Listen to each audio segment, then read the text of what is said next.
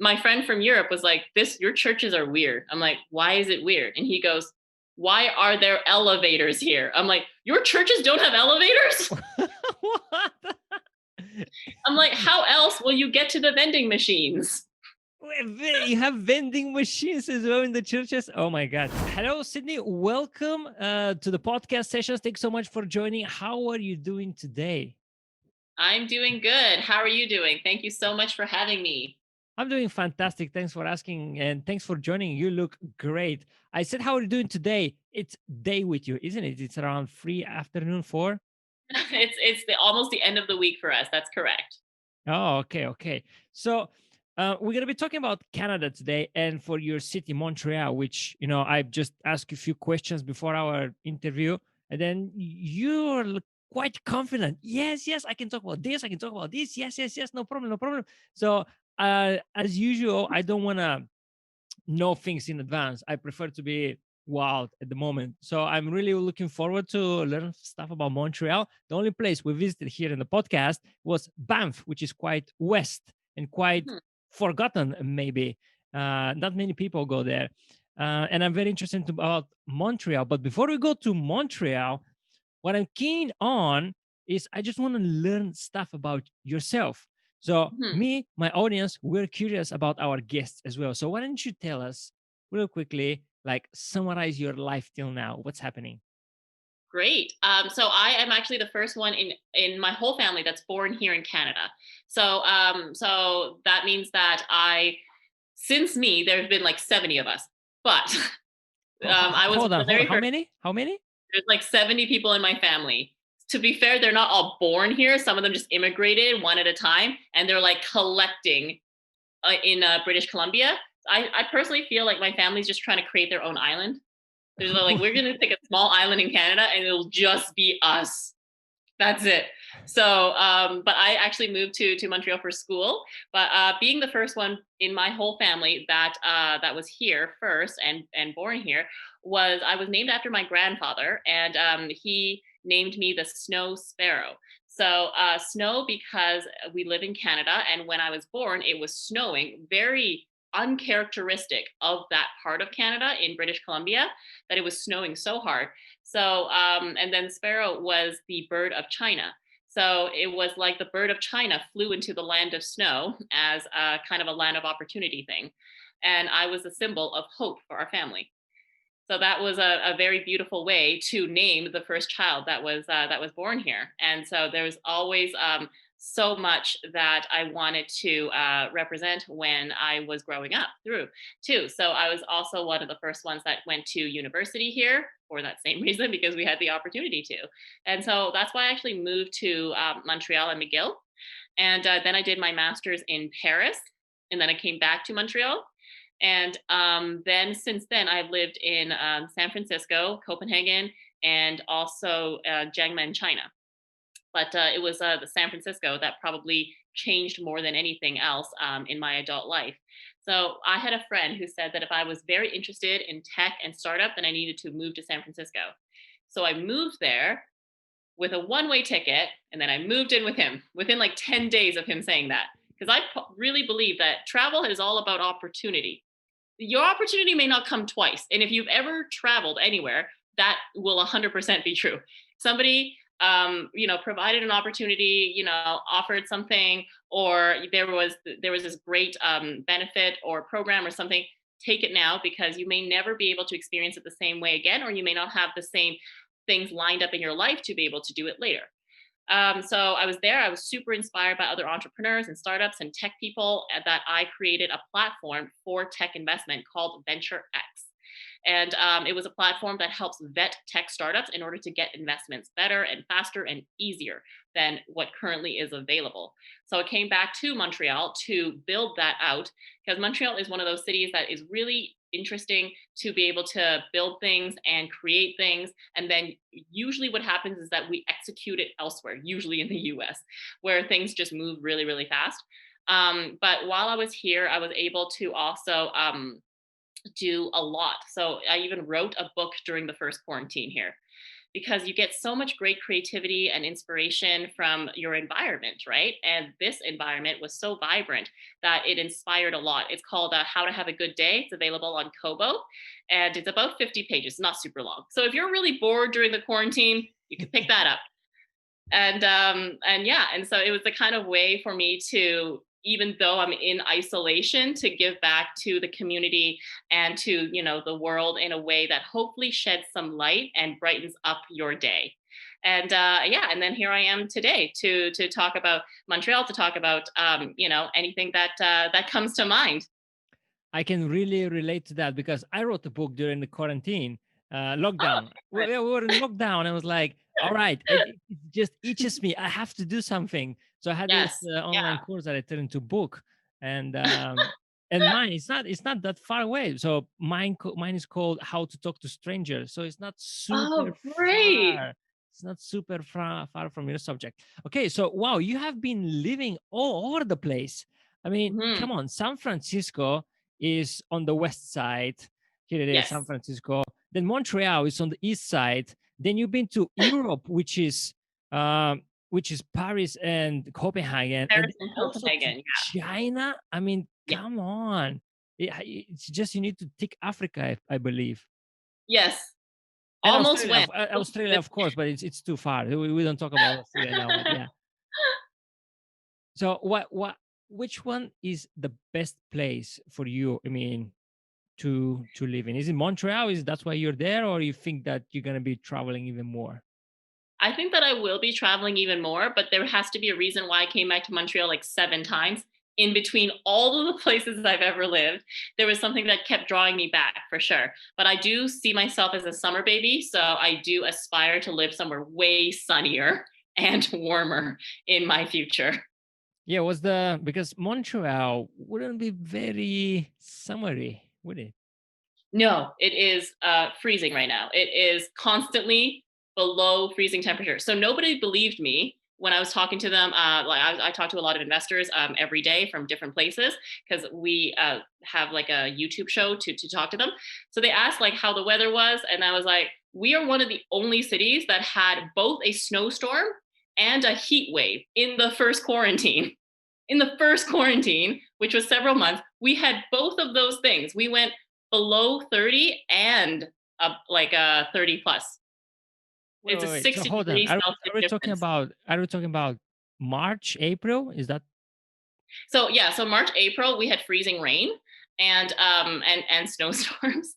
And then in June, when we were like, coming out of it and things like that, it was a heat wave. So they had heat wave warnings, but they also had snowstorm warnings during the first quarantine because that's how our weather normally is. oh dear me. Okay, well we touch the weather then in that case. Since we know the weather, um that's all for the weather. Weather so okay, weather is crazy. When is the best time to visit Montreal in that case? So also unfortunately, it's a very small window. It's our window of summer, but not during the heat wave part of the summer. All of our festivals are outside and they're all in 1 month in July.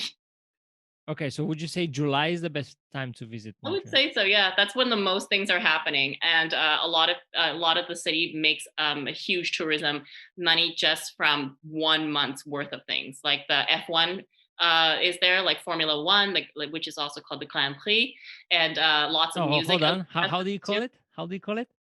The Grand Prix. Uh your accent is great. I just wanted to hear it again. Okay. And then we have these.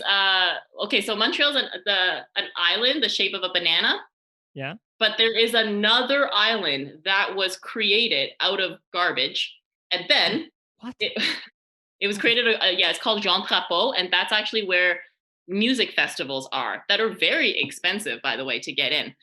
And so they have raging music festivals that are there. It was created out of garbage originally. Around the time of the first Olympics when Canada hosted and did terribly, we we did not show off our athleticism that those years. That was Canada was one of the only countries ever that did not win a single gold medal when hosting the Olympics. Wow. It was not a time to brag for anybody.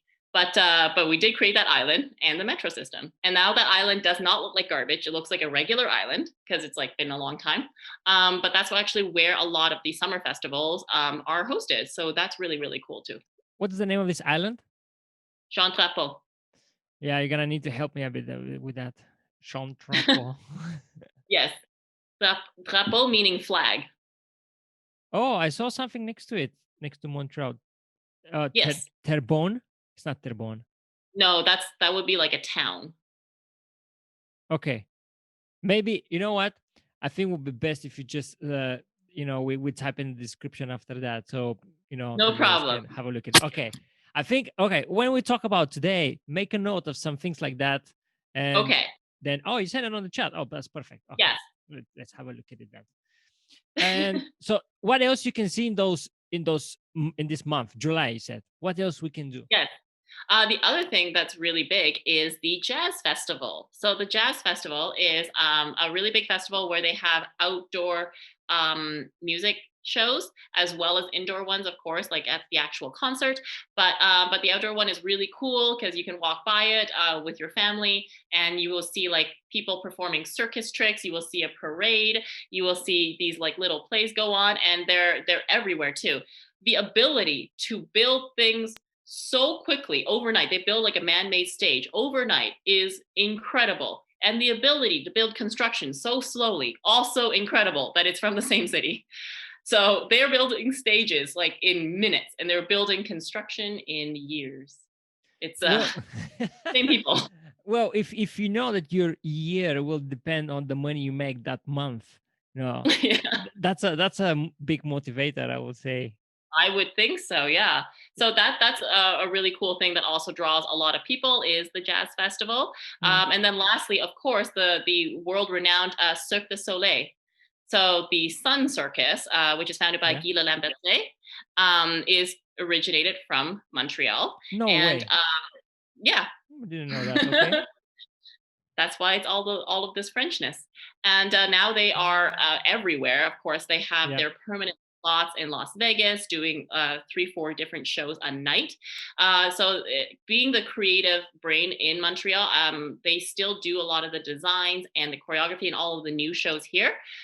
So that is a permanent tent that looks like a giant circus tent that is in Old Montreal. So that also happens there too. Then they have a lot of like, entertainment and things like that around it. So then you can also go paddle boating, not paddle boarding, paddle boating. You can do obstacle courses outside that will take you like an hour. It's really long. It's on like a pirate ship. So they have all of these things outside as well in the summer to promote these kinds of festivals. Okay. Yeah. And then, there's one last one too. Okay, My favorite one is the Just for Laughs, which is from Montreal. So the Just for Laughs Comedy Festival is my favorite one. And actually, I do know this girl who was a comedian turned entrepreneur. And when she gave us free tickets to go to the Netflix showing. So when you see stand-up on Netflix, it's usually filmed in Montreal because they film it at this festival. And it's really cool. Mainly or only? No, I said mainly. Yeah. Oh, mainly. The American ones, yeah. Not usually the UK ones or other places, but a lot of the American ones are. So like Neil Brennan was filmed here. Chris D'Elia was filmed here. Nicole Byers was filmed here, and yeah. So all of these people were filmed here, and then I went to every single show, and I was in 3 Netflix audiences for a year. It was great because they do 2 showings, 2 filmings to see like the best take, and then they'll put that one on Netflix. But you have to fill the room, and it has to look like a really, really full room. But it's really just a small room. And then you can also like adjust everything that looks just like the way that that is required for Netflix as well. So you can't wear shirts with logos. You can't wear like bright colors, and things like that. But yeah, that show is awesome. So Chris Rock comes, Dave Chappelle comes, Louis C.K. comes every year, Kevin Hart comes, and there's a lot of people that really see this kind of a event as this is their milestone of their career. They either made it to the Montreal Just for Laughs or they didn't. I'm a huge comedy nerd.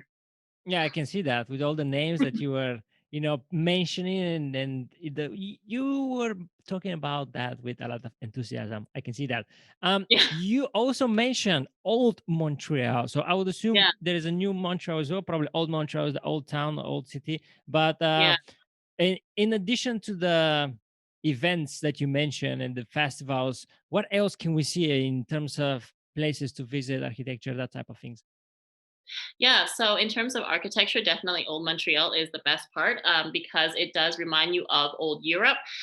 So they still have cobblestones, they still have horses with carriage, they still have buildings that were actually quite short until recently, I gotta say. So there were places that wanted to keep so much of the old architecture that is very, very difficult to upkeep. This is the Notre Dame, which is the of course the famous one in Paris, except about 30% of the size. Yeah, I was going to say it's a bit small, but it's A still, lot, but it's not on a lot. fire, so it's okay. Yeah, it's not on fire. But also the other thing is that unlike the one in Paris, you get to pay to go into this one. Oh, Which I was like, that's not a great way to convert people. You should be more inviting. is it Um, is it expensive to visit attractions in Montreal? I would assume in general it's an expensive city, isn't it? no, in general, it's oddly enough a very cheap city in comparison to most North American cities. It's a very cheap place to mostly live and rent and just like to be around for sure. Old Montreal is just a little bit more expensive because it's more touristy, but if you compare your cost of living and your standards of living. For example, when I was living in San Francisco, 80% or more of your income goes to your rent, which is insane because that like Paris is not that expensive in comparison to the average household income. Whereas in Montreal, you can still get a very reasonable 20 to 30% of your income could go to your rent or your mortgage. And that's perfectly normal. Okay, all right. So good place to live. So well done for escaping Paris. Then Copenhagen is also a bit expensive, uh, over there. So what about the attractions? So how much we usually need to spend for attractions in Montreal? Yeah, so it does depend on what it is that you want to do. So a lot of the attractions you would probably only do like once, like go to Cirque du Soleil or go to like Six Flags kind of thing. But other attractions are very reasonable. So one of my favorite yearly attractions is actually called Cabana Sucre or Sugar Shack, and that is maybe like $30 or so buffet. And so it's a meal. That's what it Is really is is. that your favorite attraction to go to eat? It's so much fun. Okay, so what you do is that because Canada is famous for the maple leaf, right? Yeah, That's on our flag. the flag. Yeah. All the maple trees come from mostly Quebec and the Quebec region. So it actually only comes from one part of Canada. Every April or so, so like the beginning of the spring at the end of the snowfall, you have this event where you go off into the woods, like a cabin in the woods somewhere, or like sometimes fancy restaurants will have it, and it's called the Sugar Shack. And then you go and you have these like luxurious like breakfast foods everywhere. So you have pancakes and eggs and beans and bacon. You also have tea, sugar, like sugar beer, which is really just maple syrup beer. And of course, the thing on the snow, which is on your upper side, like at the top of the screen, you can see people pouring maple syrup onto snow. And then you take a popsicle stick and you roll that into a popsicle. Wow. So that is like a whole big brunch thing, and you only can have it once a year. You have to go out into the woods where the maple trees actually are, and you get to see these buckets that are attached to the trees where they get all the syrup. And sometimes Hold if on. you're So lucky, these buckets here, these cans, is that's what they're for? I thought they're just like trash cans. no, they're for the maple syrup. They're Okay. collected cans. So how exactly are you collecting the syrup? So you collect it in the form of maple water, and then you have to bring it to another building to distill it and basically concentrate it into the syrup. Wow. So what do you, so you just in a way open the tree over there and then just let it Yeah. dip into the, okay. Mhm. All Yeah, there's right. holes, and then it goes into the bucket. And Ah, it only interesting. produces once a year. So Mhm. that's why this event, which is if you happen to be here during the spring, highly recommend that you go because it's something that's unique to Canada and only available in Quebec area too, because we don't have any of that in British Columbia or Banff or any other kind of place like that because they don't have maple trees. Wow. So you can do that only in Quebec. Yes, But so that's Quebec is why. But Quebec is quite big, isn't it?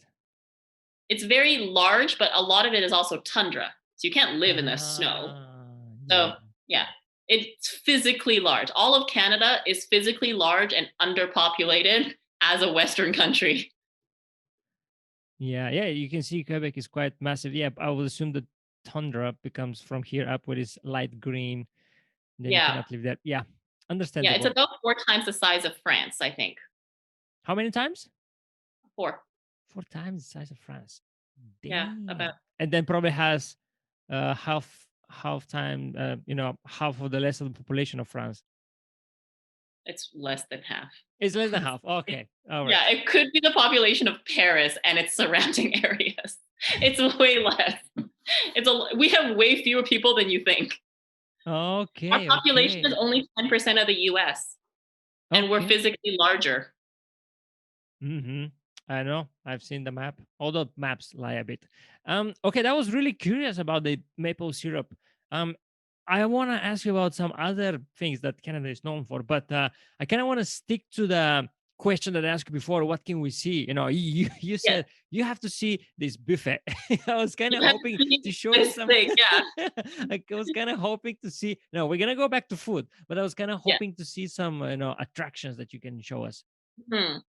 Yeah, so that is one of the attractions, the buffet, but also going to a lot of beautiful hikes and things like that are also very very popular here.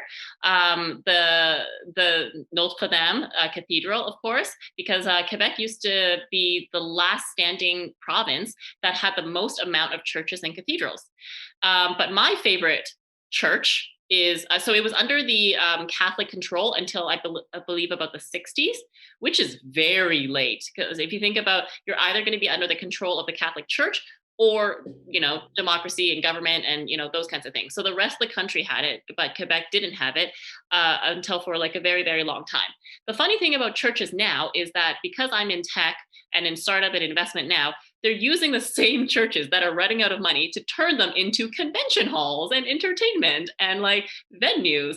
And so you can see like the people that are giving speeches about tech to be standing on, I don't know what it's called, but those like balcony areas where like Uh-huh. the angels sing, but they're really just like talking about tech news, and we're sitting in like the pews and everything, and the confession stands are still there. So some of the churches have turned into those, which I thought was very entertaining.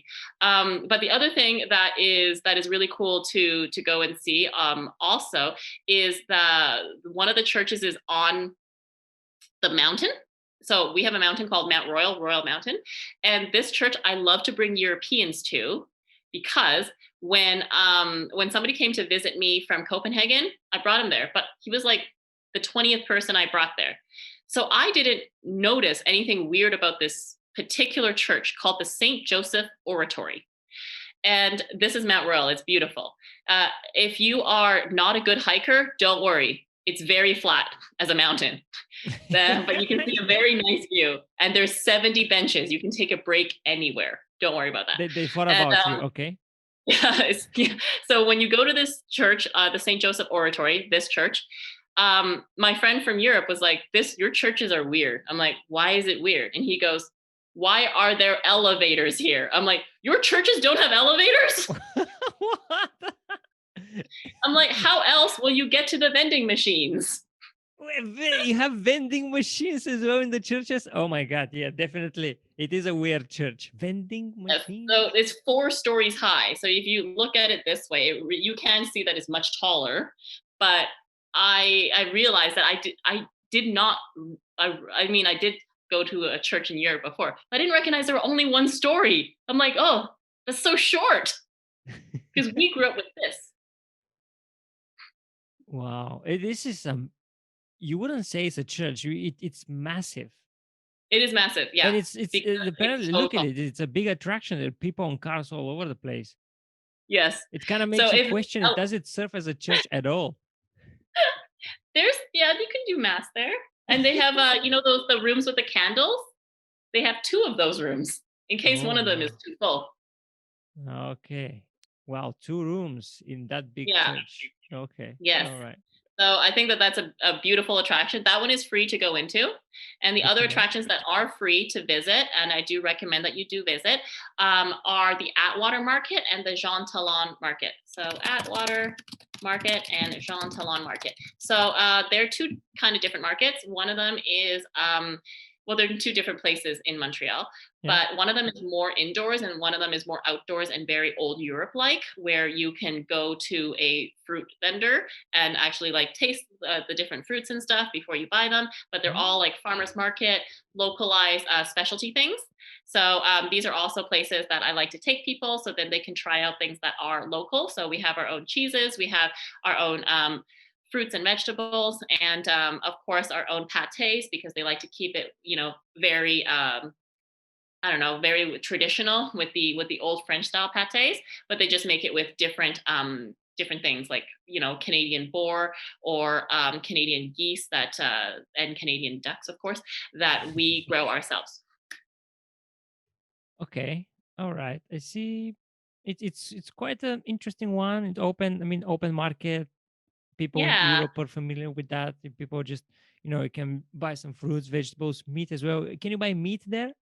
Yes, you can. Yeah, they have their own local butchers, and you can buy specialized meats too, and different things that you can't get in regular stores. Okay.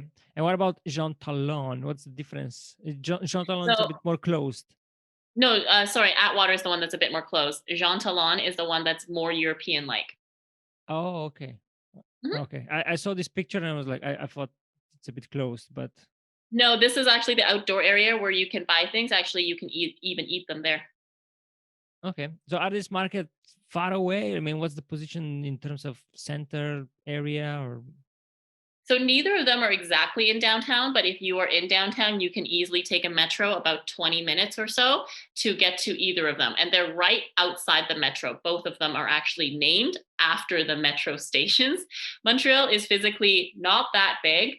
And we have a very good subway system too. The metro was built around the time of the Olympics. So the same Olympics I just told you about, the one we're yeah? so proud of. And Mhm. so one is going to be west and the other one is going to be north. See, you can see it here, Atwater and Chantalon. Uh-huh. And then the rest of the green line in the middle is pretty much the downtown areas. Okay, that's lovely. So when we go there, in that case, by the way, how many people live in Montreal? Would you happen to know? It's over 3 million, but we're really counting outside the island and being Mhm. generous when we're counting that. Okay, so when you go there, what area would you recommend us to stay at?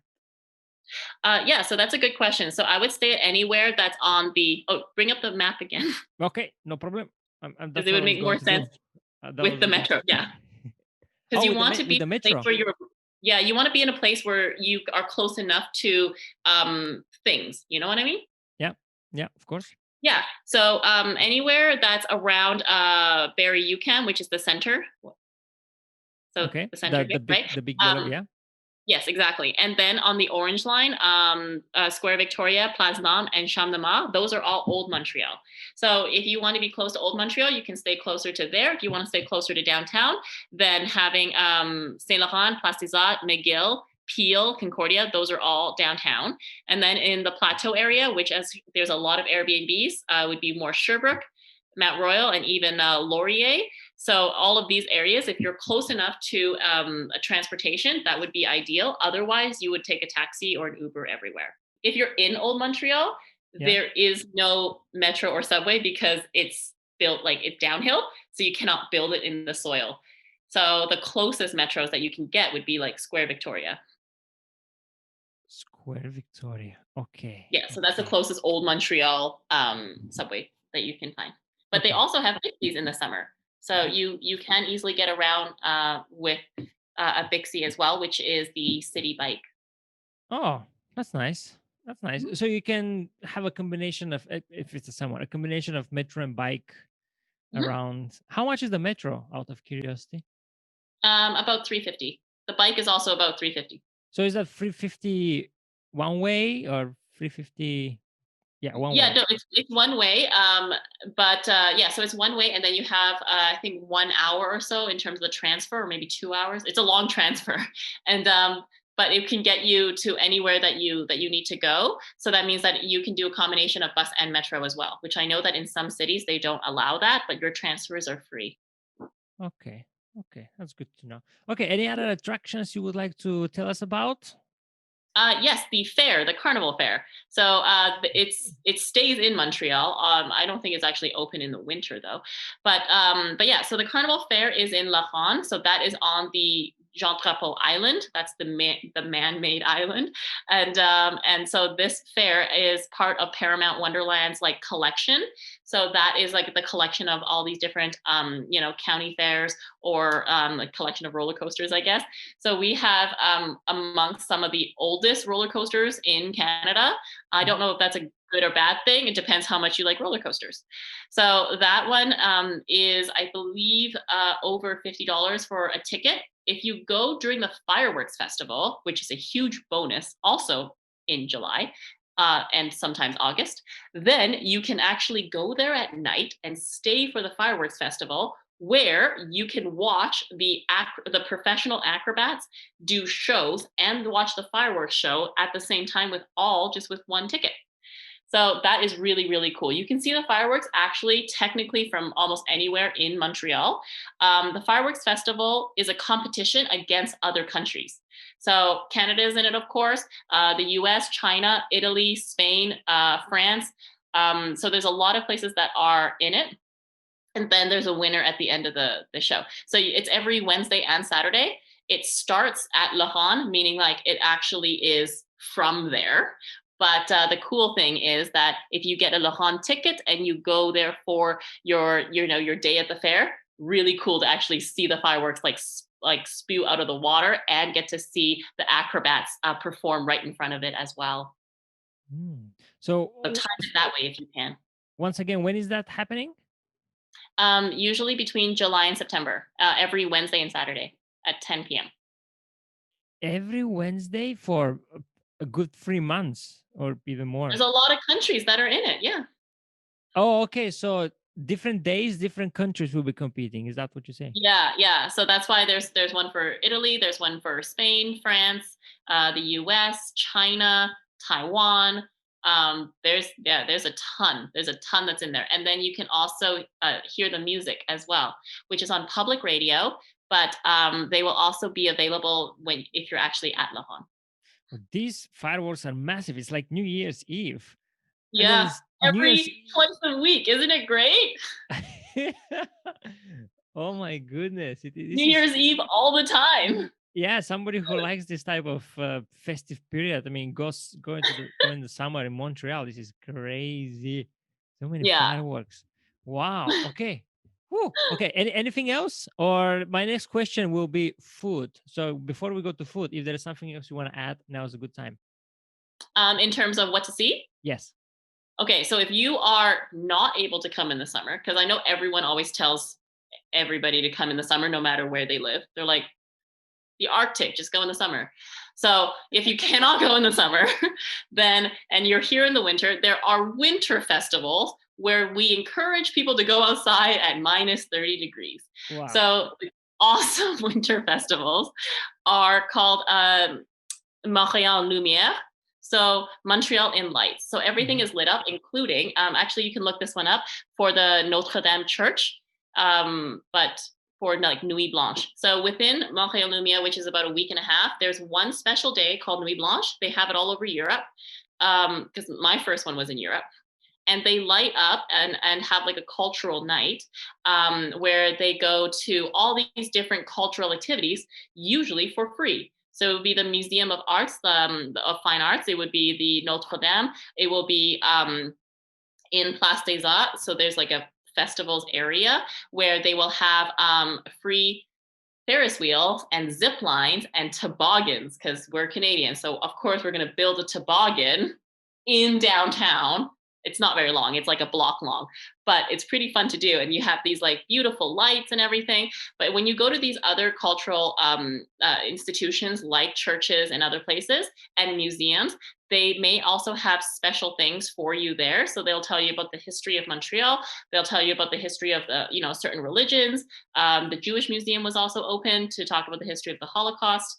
So they had all of these different things that are open and closed at different times. Oh, and the other one that was really cool was the Biodome, which is an indoor zoo, because Montreal's super cold, so we had to keep animals inside, and then just change the temperature of each room. So the indoor zoo, they had the March of the Penguins. So they built ice sculptures for penguins to play in, and then we go and see them and visit them, and they play outside, and it's really cool. So that's when they take the penguins outside for the first time in real snow, and they get to play in these like built beautiful ice sculptures at like a playground kind of thing. So all of this is part of the same festival, which is a winter festival where they encourage people to go outside and pretend it's not cold. Wow. Okay. So many festivals. So the one thing I know about Canada, so I'm learning more and more about Canada tonight. So it's very cold and you like festivals. Yes, That's what so I'm much getting from. so that we will go outside and like dance in snow jackets for some of them. All right. Okay, so let's move to food then. Why don't you make me Yes. hungry? What can we eat? What can we eat over there? So here in Montreal, they have a lot of history that is really embedded and told through the food. So you already know about the buffet, the Sugar Shack that I told you about, and why that was important was because of the maple syrup, and how that really prospered throughout. And so there are a lot of other foods that are very specific to Montreal and to Quebec. So when people came and settled here, they had a very, very popular food that is popular in a lot of places now, but it was called poutine. So poutine, Like the do you know what president? that is? Like the Have you president? had it? No, that's Putin. No, Okay. poutine's not like this. I just wrote it for you. Oh, it's a bit different. Okay. Yes. So it's French fries with beef gravy and cheese curds from like mozzarella cheese. And all of this is a very famous food. Also, you can see why it's not that expensive to eat here, because this is actually a very, very famous food. How much? How So much is this? this is maybe like $3 to $5 depending on your plate. You You can mean have more is that fancy ones. American dollars? Yeah.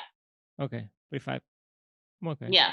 So, but you can get them in a lot of places. I actually do not suggest you get them at fancy places because they're exactly the same. So you can just get them anywhere, because they're not going to make different fries for you. Yeah. They're going to make the same fries for you. There is one place called La Banquise where you have 100 selections of different poutines. So that is the most popular one that people go to, usually at 3 in the morning, because Montreal is open later than every other place in Canada, and a lot of places in the US as well. Okay, help me Because out it's a here. lot. How Yeah. they have so much variety of this when you just said it's exactly the same, and then you said they have about more than 100 varieties. Yeah. How is that possible? Yeah. So the classic one is just fries and gravy and cheese curds. But you can also have like Mexican style where you have jalapenos and ground pepper, ground beef. You can have like a fancy lobster one if you really want to. You can have so many different ones. You can have, spicy, not spicy. You can have things with different chicken on it. So you can have a lot of different kinds. But if you just get the classic ones, there are people that tend to go to really expensive places, but just to get the classic one, Okay. then you really don't have to do that. And they're also more available than like any other food because it's like a munchies food too. They're available till like 5 in the morning. You'll be able to find them. Okay. So now that you mentioned you can even go at 3 a.m., Yes. I imagine I can see it. This is a food for after you had a few drinks in the club and you're going home and you're hungry and it's like, okay, let's go and have some poutine. So there is the famous one I told you about, the La Banquise, is actually open 24 hours. You can actually have it the next day if you don't feel so good from drinking the night before. That is also a possibility, and you're just like starving for just any calories. You can go to the 24-hour one as like emergency poutine. There's still lineups at that place now. I don't even know how they have lineups in a place that serves 24 hours. Can you imagine that? Wow. Wow. Business is good. What can you say? Yes. All right. Okay. Thanks for that, Poutine. Anything else? Yes, so there is. So they do like to celebrate a lot of traditional, European and French foods. That would be found in Old Montreal, of course. And a great way to enjoy that is through what we call cinq sept, so happy hours. So you can have these How wonderful did you say it? Cinq sept? cinq sept, 5 to 7. Cinq sept. So 5 to 7 I'll write is it for the you. yeah, but 5 to 7 is the happy hour. Yeah, is the hour that you finish work and then you go for after work drinks. That's why it's called cinq sept, happy hour. Okay, 5 to 7. So you finish work usually. What time you usually finish work? It's not 5. In this case, it's around 5. Yeah. 5. Okay, but the happy hour is at 7. It starts at 5 and it ends at 7. So Oh, during 5 those to. times, Okay, I'm imagining yeah, like five you have minutes to special 7. prices. Okay, okay, I see, I see. I imagine 5 minutes to 7. I'm like 5. We finish at 5. 2 hours to No, travel. Like okay, now it makes sense. So no, no, from no. 5 to Everything's 7, pretty close. is that an international thing? And is that a national thing in Canada? 5 to 7. Let's go for a drink. Well, it's a French phrase, cinq sept. I think everywhere else in English North America, we do call it happy hour. Okay.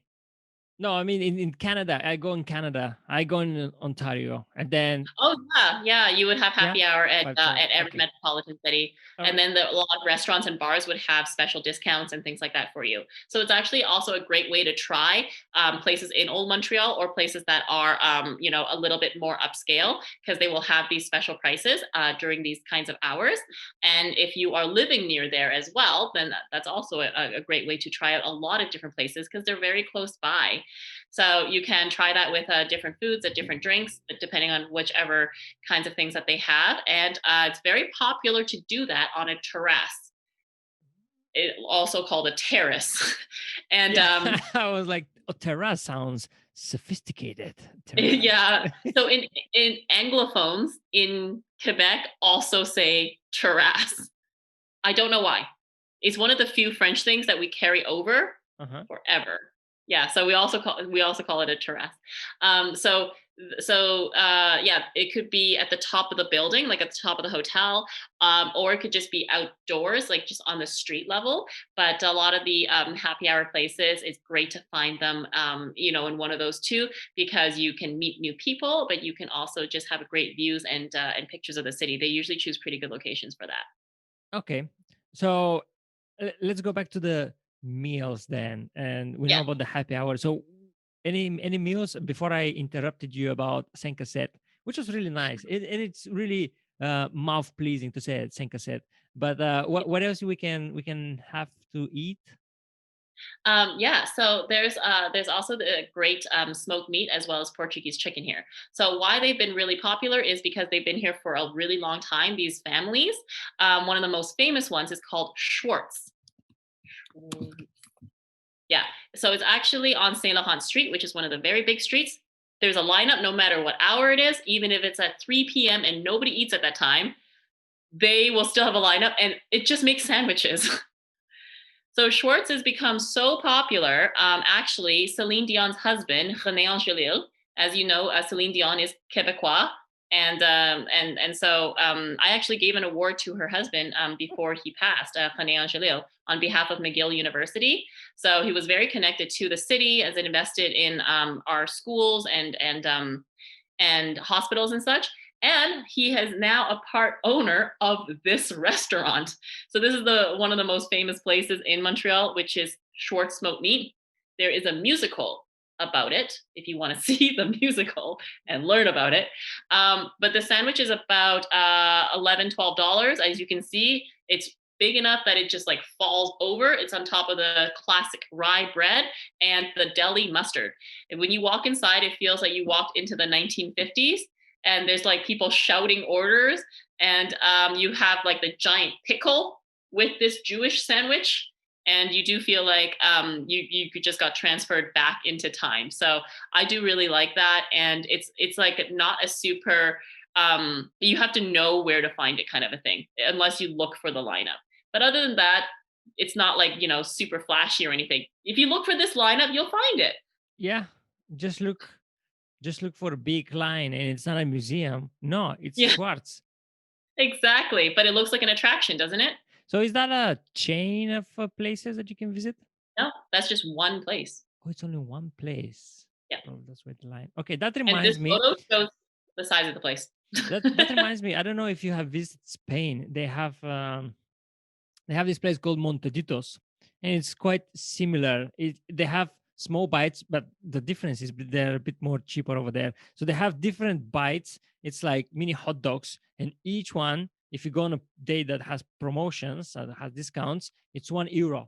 So each one of these is €1, and it's the same. It's kind of a rural type. People are shouting like "table five," this and that, and it's not a fancy place, but it's a nice place to be at. I Is that have been to one of those places in Spain when my friends took me out for the soccer match. And it was €1 because it was the game. And mm. then, but that's how they said it. And then you paid for the beer, and then the food was free. Whoa, All the whoa, whoa, bites were what? free. Yeah. Oh, that's We didn't go even to the same place then. yeah, that's even further in the It promotions. was so great. It was so great. So I got to try all this amazing Spanish food the night that I got there for €1 each beer and plate. And then they give you something different every time. Wow, it definitely hit the jackpot over there. Where did you go? Madrid. Madrid. Did you go to Barcelona? I did a few times. Yeah. Which one do you prefer? I don't know. It's very different, I gotta say. Like I went to each of those places multiple times, and each of my experiences were different. So it's really Wow. hard to say. But I gotta say, I really liked Zaragoza when Uh-huh. I went, and Really? because it was a couch surfing story. That was why. Ah, And okay. then when I went to Valencia, I felt like people stared at me a lot because I'm 5'9" and Asian, and they didn't know what I was doing there. It How was much in how much so in awkward. centimeters is 5'5"? 175. 175. Okay. All So right. much taller than the people who lived there. So obviously. And and yeah, it was a really interesting experience. But it was so different each time, I gotta say. I think that if I went back again, Yeah. it would also be different. Oh yeah, definitely. World keeps changing. It's so interesting. You have traveled a lot. You have visited many cities in Spain as well. I think I need to bring you back for another episode for just couch surfing stories. But Yeah. for now, I must say I'm pleasantly surprised because I didn't know what you're gonna came up when it comes to food here and what you're gonna serve to us. But I'm pleasantly surprised because it's not like uh Canadian steak or I don't know. I was expecting something more normal. I mean, that's super fancy, but it's different. Okay, do you have one more, Different. at least one more food to share, and then we can move forward? Yeah. So Oh one of my my God, you favorite have really? I thought you I you you do. run out, but Yeah. okay, let's go, So let's hear it. in Montreal, we are really big into authenticity, right? So how authentic the place is much more valued, which is why Schwartz is very very high valued because they use the same recipe that takes 8 days to marinate that beef. 8 days to marinate that beef, just to do that, and then they take a few more days to smoke it. It's like a whole thing, right? So the process of things are very high valued there. So I really love actually having the old fashioned dim sum, which is a Chinese dim sum. So you go and you order a lot of these small plates, usually at brunch. But what I really loved about it is that they have the little carts and you order verbally, just like you would in old China. Hold on. Okay, let's try and find that out. What did you say is the name of the place? So this is called cam fung. I'm going to write that in for you. Okay, Cam fung. thanks So so much. This chat is very handy in your situation. so The things that you're giving me are difficult. Okay, go ahead. it's Sorry about it. beautiful though. Yeah, I love that. And it translates to roughly golden wind. And so this place has a lot of beautiful dim sum everywhere, but I really do appreciate the fact that everything is handmade, as in you really have an old lady in the back like folding every dumpling, because like for some reason China invented so many things, but they're like, no, we're going to hand make this tumbling, every single one, even if she makes 10,000 of them in a day. And it's always like, this one is this is the other place. That's not the same place. Wow. I mean, uh there are many yeah, people. I hope it's not just one lady folding the dumplings. who knows, it probably is. they, but they hand make every single thing, so actually every plate looks a little bit different than the other. And then they have all of these being steamed at once, and it's super fresh to have. So I really do love taking people there as well. And even the way that it's like set up is really funny, because it looks like it's in an abandoned mall. That means even if I tell you the name, I wish you luck trying to find it, because I gave you the name so you can find the building, but you actually have to go through something that looks like an abandoned mall and then go up 2 flights of escalators. And it looks like you're going nowhere, but at the end, there's a lineup. Escalators. For a second, I thought I'm in the church.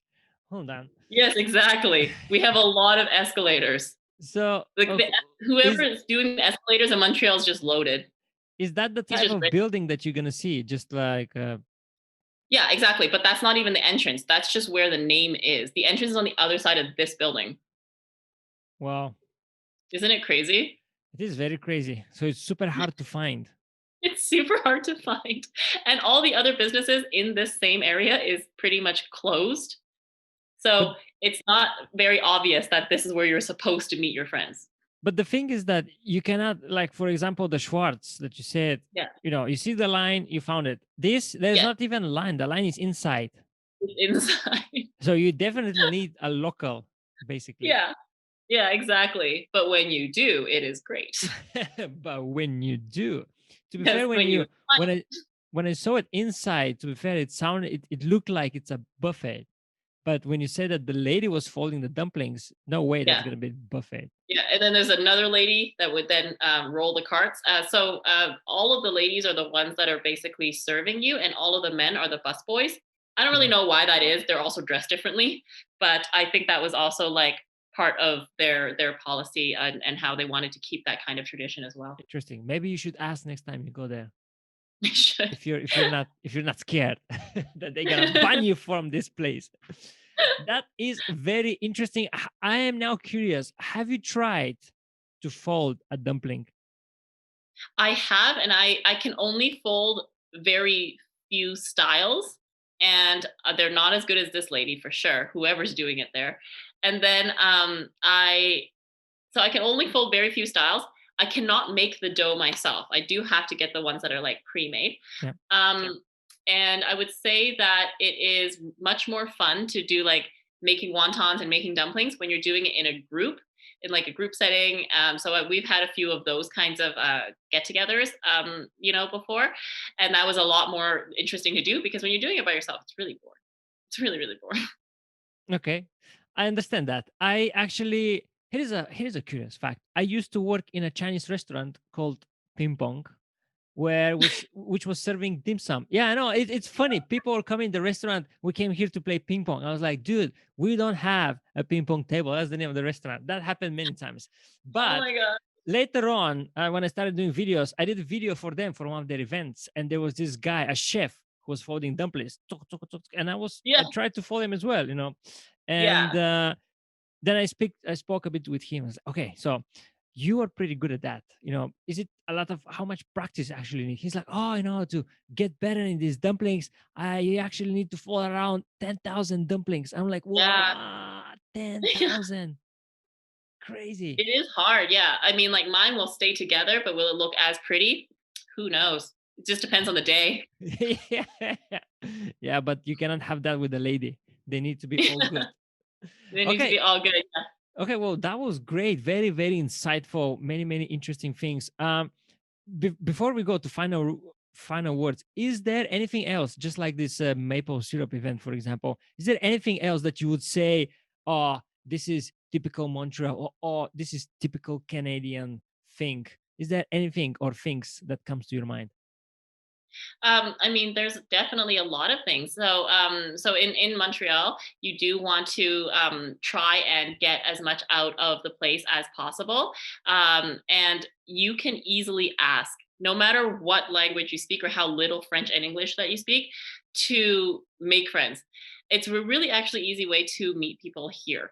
And whether you're asking for directions, whether you're asking for recommendations or things like that, don't be afraid to reach out to people, because Canadians, as you know, are very friendly people. That is our brand for Is the it? world. I don't No, know no, why people keep saying that, but it is something that people say for like ever, right? In every country, they do know that we are very friendly people, and so I do suggest that, no matter what, always be bold enough to ask for recommendations, ask for help, but keep talking to people that are here. They do talk to you back. I think that was great, even for final words. I don't know. That was fantastic. Is there anything else you think we missed, but it's I worth don't know. I mentioning? don't know that we really missed anything else here. Yeah, no, I think we're good. Okay, I think we're good as well. Oh, perfect. That was fantastic. Well, Sydney, thanks so much. I'm going to reach out to you in the future, probably for some couch surfing stories. If you are interested in that, to join and just share a bit your travels. We're going to link your social media and your book in the description, and also with some things that we talk about. And thanks so much once again for joining. I wish you a fantastic day and see you in another episode. Thank you. Thank you for having me.